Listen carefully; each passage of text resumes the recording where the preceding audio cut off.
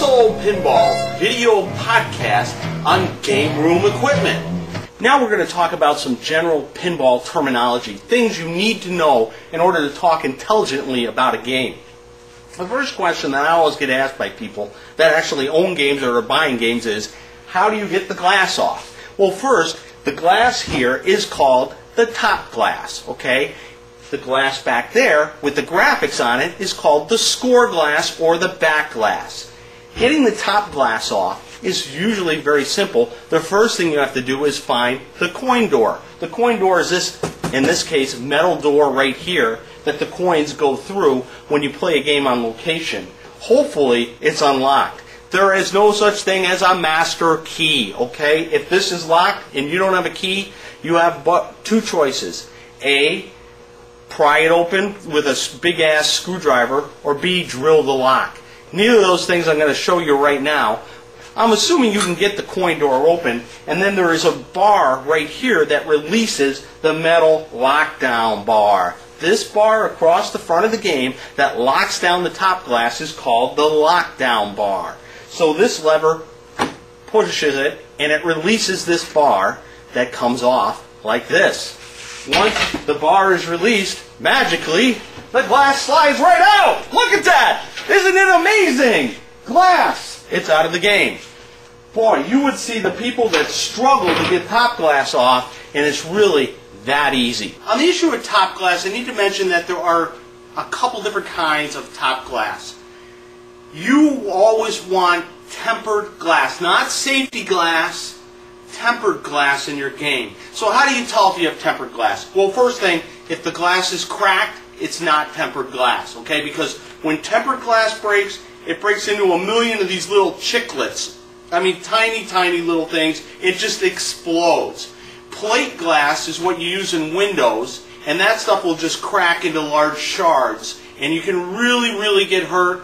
I've been unbelievably cut by plate glass. I've been maybe minorly cut at most by tempered glass. Now, why tempered glass? Tempered glass has 8 times the strength of plate glass. That means if I take a hammer and hit it, tempered glass will not break. Well, usually won't break. It'll withstand up to 8 times the amount of abuse, like I just showed, that plate glass. Plate glass, this would have been cracked in two. Now, the one disadvantage to tempered glass is the edges. That is, along the edge. Now, normally on a pinball machine, that's going to be covered by the side rails and the lockdown bar. But if you take a hammer and hit tempered glass on the side, it takes barely anything to break this into a million little chiclets. Now, that's important to know, because when you pull a top glass out and you set it down hard on the ground, like a hard concrete floor, that's where you're going to break this stuff. A lot of tempered glass has little logos in the corner that says it's tempered. Not all, but a lot of it does. Now, once you got the playfield glass out, then you want to lift the playfield up to service the game underneath. I always take the ball out, so I reach my finger in here and kick it to the shooter lane and take the ball out. Then I just grab the playfield right here by the ball arch and lift straight up, and you have complete access to the bottom of the game. And there's also a nice little prop rod, usually on the inside of the game, so that you can prop the playfield up.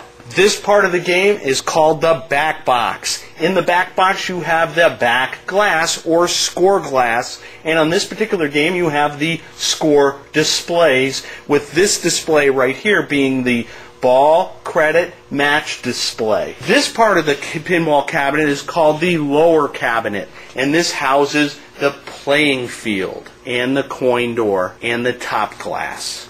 A lot of games, both old and new, will have keys inside the coin door which unlock the back box, so you can get into either to the computer boards or into the back door on an electromechanical game.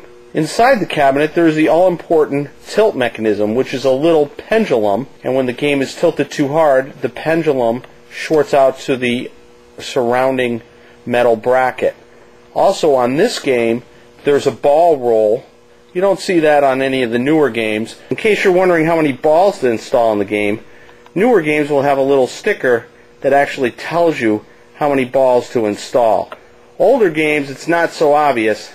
Most games use one ball, but some older EMs, especially with the manual ball lift, can use up to 5 balls. This is the shooter rod. That is this device right here that propels the ball into play. On the front of the cabinet, right here, there's a start button that I press to start the game, assuming that the game has credits.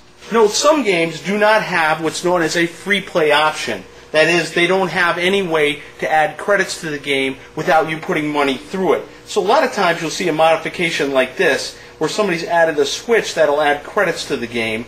Once there's credits on the game, you can press the start button to start a game. Once I have the game started, the ball will shoot into the shooter lane, and I will pull back the shooter rod to launch the ball into play. On the side of the cabinet, there are the flipper buttons. These are player controllable buttons which control the flippers.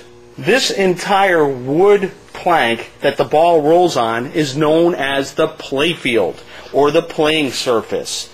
It is silk screened with graphics. These are not decals on here, but this is actually silk screened ink, and then it is clear coated with usually a lacquer or maybe an automotive clear coat, something along that nature, to protect it so that it does not wear easily.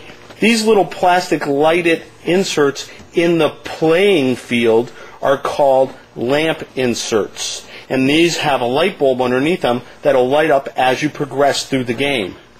These 3 devices are called either jet bumpers, thumper bumpers, mushroom bumpers. Those are all valid names for these things. I call them pop bumpers, and their whole purpose is to kick the ball. Down here, of course, you have the flippers, and the flippers, of course, are controlled by the cabinet switches on the side of the cabinet, and this is what kicks the ball up. These devices here are called the slingshot kickers. Sometimes people call them triangle kickers because they're shaped like a triangle. If I put the ball on there, they kick the ball like such. This game has something on the side here called drop targets. That is, when the ball hits them, the targets drop out of the way. And when they all go down, they generally all come up. This game also has something that's called stand-up targets. That's this target right here that just stands up and it doesn't retract, unlike, say, a drop target. A very popular feature on a lot of games is the spinner. That is, when the ball goes by here, it spins the target around, giving points. This device right here is called a kick-out hole because when the ball rolls into it, it kicks it out. This style of switch right here is called a rollover switch because the ball rolls over it. This style of switch is called a roll under switch because as the ball hits the switch, it rolls under it.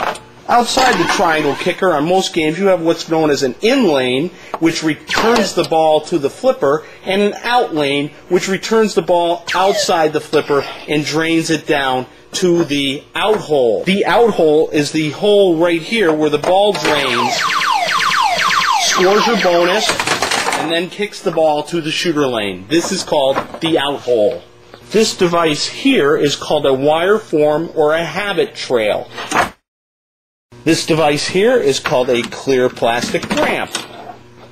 It gives the game a multi-layer effect. This device here is called a vertical up kicker because when the ball goes into it, it kicks the ball straight up, that is vertically. This metal apron right here is often called the lower ball arch or lower ball apron. It houses the scorecard. This game also has an upper ball arch, and that's this plastic up here. Sometimes they're metal, sometimes they're plastic like that, sometimes they're not even there on the game. Depends what era of the game.